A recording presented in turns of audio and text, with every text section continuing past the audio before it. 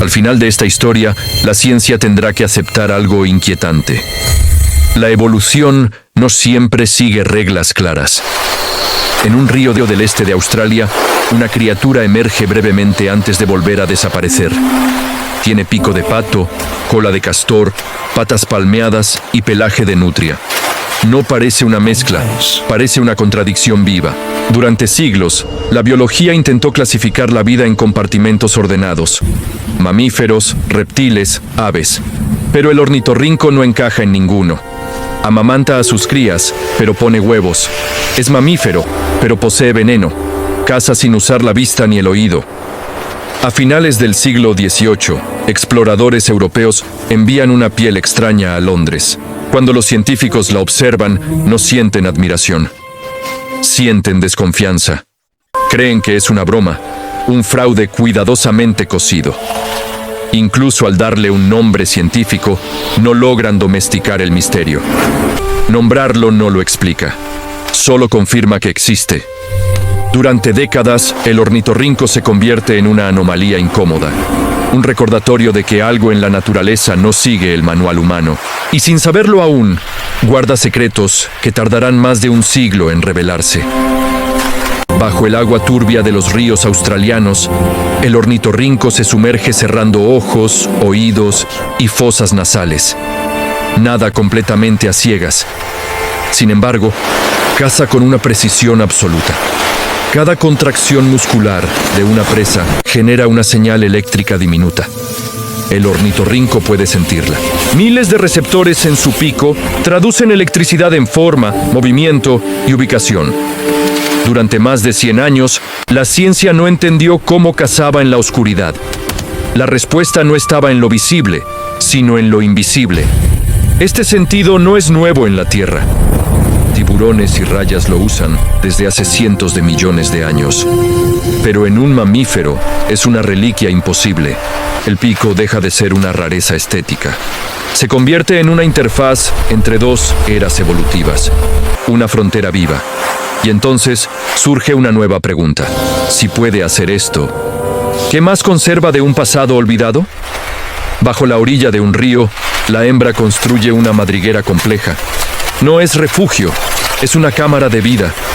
En silencio absoluto, deposita huevos, huevos de un mamífero. Durante décadas, esta idea fue rechazada como un error. Aceptar huevos significaba romper una frontera fundamental de la biología. Para sobrevivir al impacto, la ciencia crea una nueva categoría: monotremas, una excepción oficial. Pero la extrañeza no termina ahí. Cuando las crías nacen, no hay pezones. La leche se filtra a través de la piel de la madre. Las crías la lamen del pelaje. El ornitorrinco no es mitad reptil y mitad mamífero. Es un puente viviente, una cápsula del tiempo biológica. Y aún queda algo más oculto. Algo que transforma a esta anomalía pasiva en un arma. En las patas traseras del macho hay un espolón venenoso. No sirve para cazar. Sirve para competir. El veneno no mata. Provoca un dolor extremo y prolongado. Un dolor que no busca eliminar, busca dominar. Solo se activa durante la temporada de apareamiento. Los combates ocurren bajo el agua, rápidos y silenciosos. El derrotado sobrevive, pero aprende. Este sistema venenoso no se parece a ningún otro. Sus proteínas remiten a linajes antiguos. Otra reliquia del pasado profundo: electrorecepción, huevos, veneno. Las piezas empiezan a encajar. El ornitorrinco no es una rareza. Es un superviviente de un mundo que ya no existe. Cuando la ciencia finalmente lee su ADN, el desconcierto aumenta. El genoma está fragmentado, desordenado, como si varias eras hubieran quedado atrapadas en un solo cuerpo. El ornitorrinco posee 10 cromosomas sexuales, un sistema más cercano al de las aves que al de los mamíferos modernos. Muchos de sus genes se parecen más a los de reptiles y aves que a los humanos. No es una metáfora, es parentesco real. El genoma confirma lo evidente: este animal nació cerca del origen de los mamíferos. No sobrevivió por error, sobrevivió porque funcionó. Pero ahora surge un nuevo problema. uno que la evolución no puede resolver sola. Durante millones de años, los ríos siguieron ciclos estables. El ornitorrinco evolucionó afinado a ellos. Luego llegaron las represas, la contaminación, la fragmentación. El declive no fue inmediato, fue silencioso. Menos crías, menos avistamientos.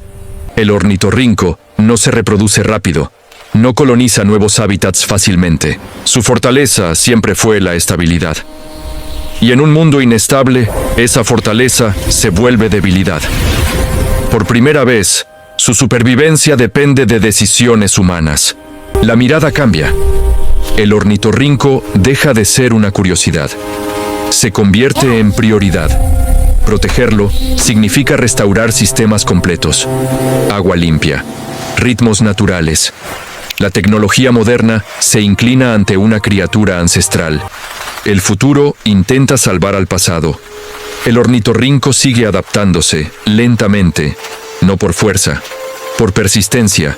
Salvarlo no es solo conservar una especie, es decidir qué tipo de humanidad queremos ser. La vida no siguió un plan, probó caminos. El ornitorrinco no es un error, es un recuerdo viviente de esa experimentación. Cada rasgo extraño es una memoria evolutiva, cada contradicción, un fósil funcional. La evolución no apunta hacia nosotros, somos solo otra variación, aún en prueba. Salvar al ornitorrinco es preservar una biblioteca viva. Perderlo sería borrar capítulos irrecuperables. ¿Por qué es tan extraño? Porque la vida lo es. Porque la evolución no borra lo que funciona. Porque algunas historias no están hechas para encajar, sino para recordarnos de dónde venimos. Australia no solo se separó del resto del mundo, se aisló del tiempo. Hace decenas de millones de años, cuando los continentes comenzaron a desplazarse, Australia quedó sola, flotando hacia el sur, lejos de las grandes masas terrestres. Ese aislamiento no fue un detalle geográfico, fue una sentencia evolutiva. Mientras en otros continentes los mamíferos competían, se diversificaban y se reemplazaban unos a otros, aquí la presión fue distinta. No había invasores constantes, no había depredadores recién llegados. La evolución tuvo espacio para experimentar sin interrupciones. El ornitorrinco nació en ese contexto, no como una rareza aislada, sino como parte de un ecosistema que premiaba la estabilidad y la especialización. Ríos antiguos, ciclos lentos, competencia moderada. En Australia, sobrevivir no significaba cambiar rápido, significaba cambiar lo justo. Por eso, aquí persistieron los monotremas, los marsupiales, las formas que en otros lugares fueron desplazadas. El ornitorrinco no es extraño por capricho, es extraño porque el mundo que lo rodeaba permitió que lo fuera. Australia no creó errores, creó alternativas. Y el ornitorrinco es la prueba viviente de que la evolución, cuando se le da tiempo, no elige un solo camino. Durante millones de años, nadie observó al ornitorrinco. No hubo nombres, no hubo categorías, no hubo ciencia. La evolución ocurrió en completo silencio. Cada adaptación surgió sin intención, sin objetivo final, sin expectativa de ser entendida. El pico se refinó. La electrorrecepción se volvió precisa.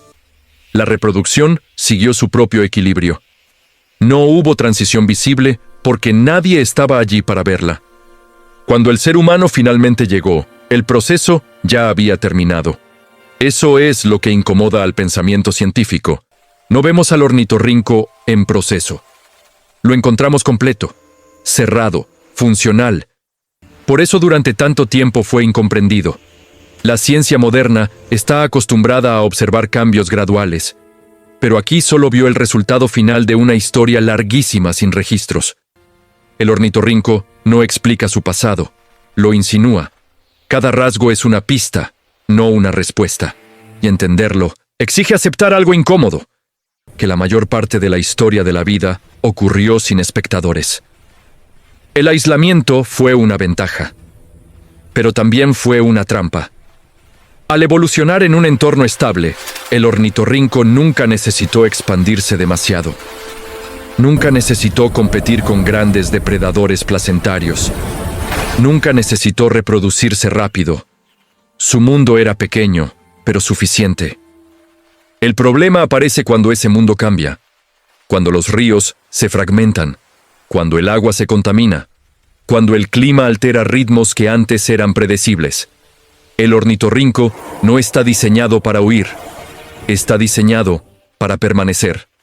Pocas crías, crecimiento lento, dependencia extrema de un entorno específico.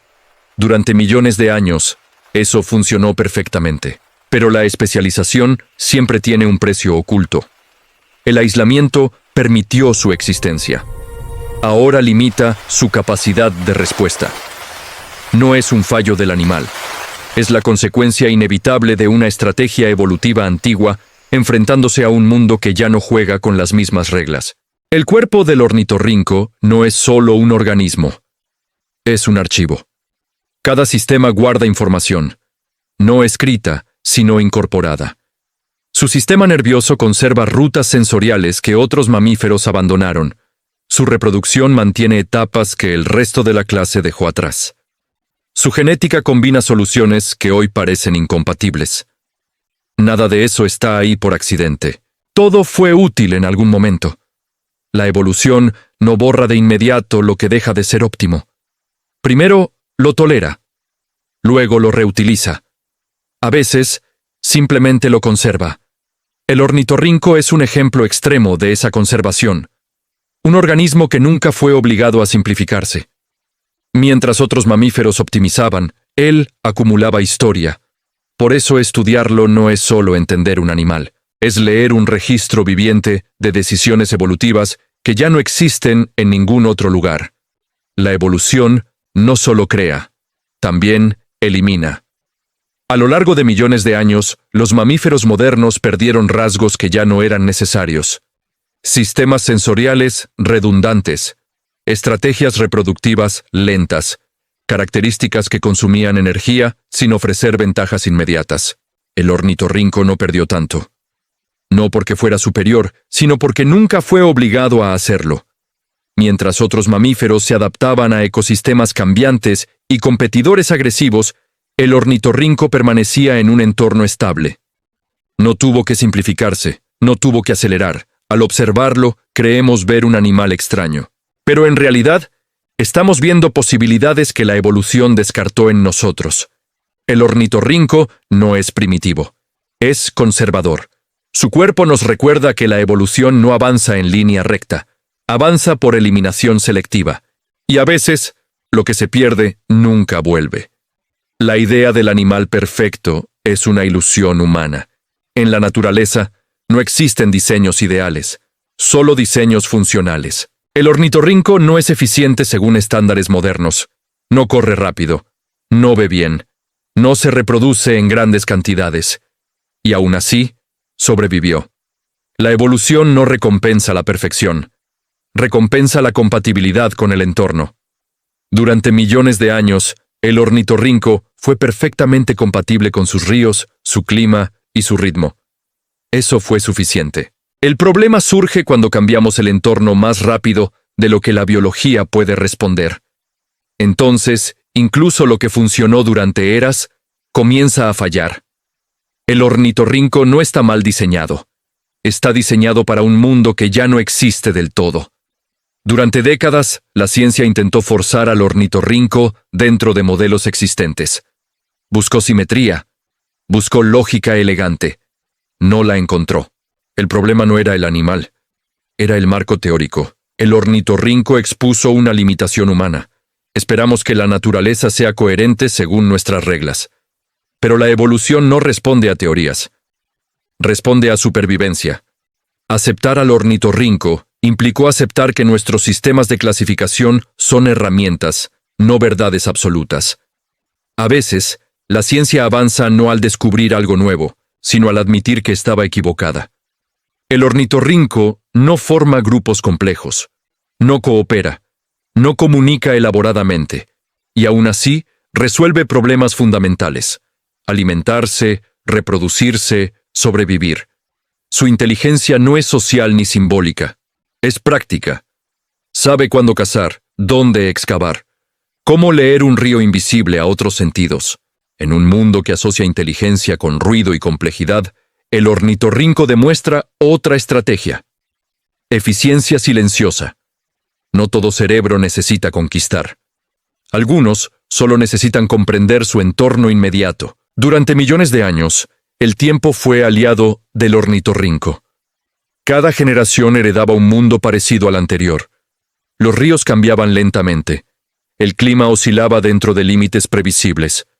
Pero ahora, el tiempo se comporta distinto. Los cambios que antes tardaban miles de años ocurren en décadas. La evolución no puede responder a esa velocidad.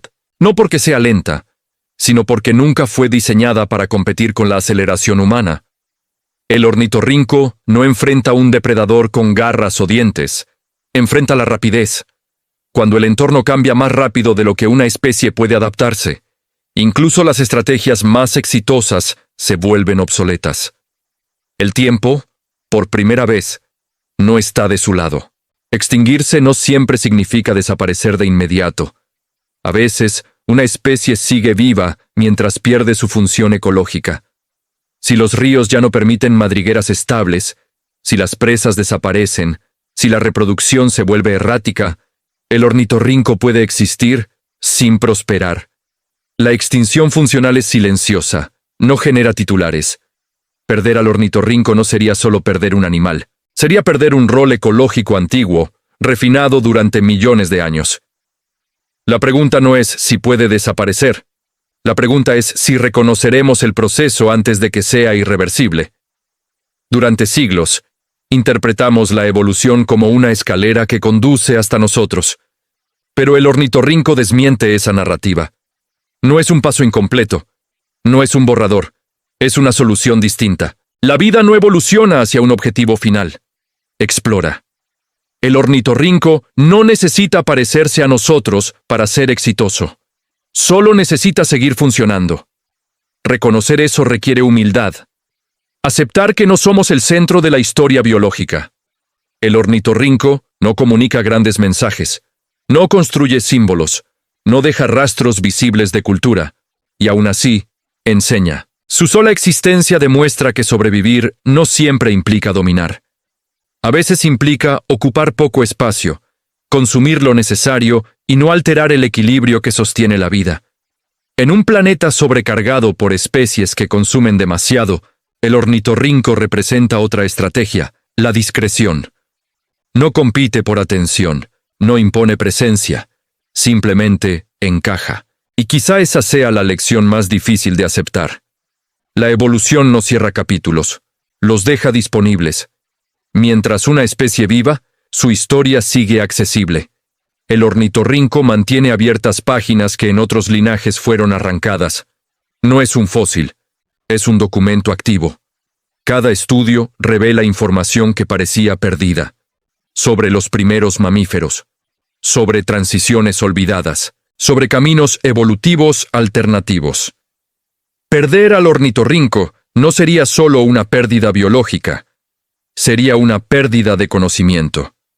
Proteger especies antiguas no es nostalgia, es previsión. Comprender cómo organismos longevos resistieron cambios climáticos pasados ayuda a anticipar respuestas futuras. El ornitorrinco sobrevivió porque supo adaptarse sin acelerarse, porque mantuvo flexibilidad interna. En un mundo que cambia rápido, entender a quienes sobrevivieron lentamente puede ser clave para diseñar el futuro. El planeta que dio origen al ornitorrinco ya no existe. Los ríos son distintos. El clima es distinto.